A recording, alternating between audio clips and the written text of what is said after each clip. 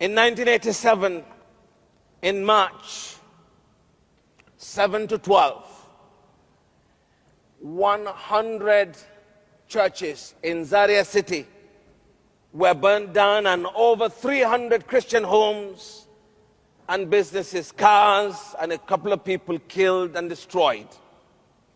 I was the leader then of the Christian Association Zaria chapter.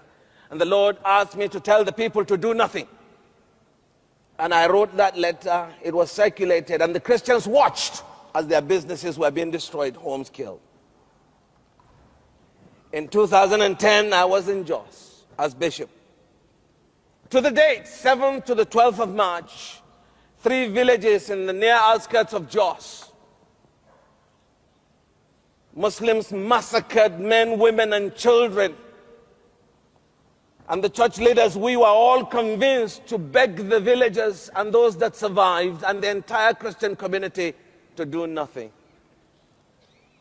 They cried until their voices were dried up, tears dried up, and there was nothing more to cry, and they just watched.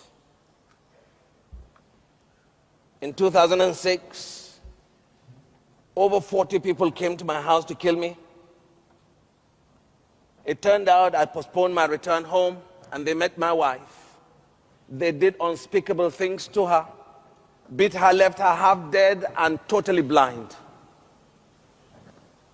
Through the mercy of God, she recovered. 6 months later in the USA, she came back. Exactly 1 year later, they came back again. This time they met me at home. Over 30 people came, broke down the house. They had their time.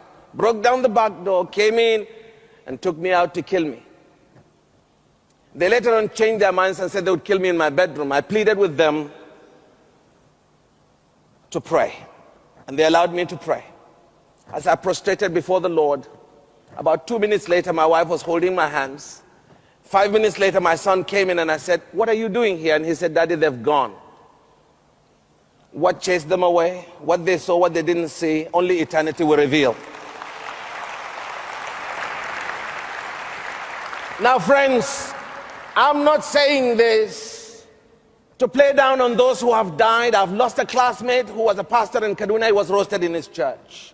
I've lost colleagues, schoolmates, and brothers and sisters who've been slaughtered for the faith.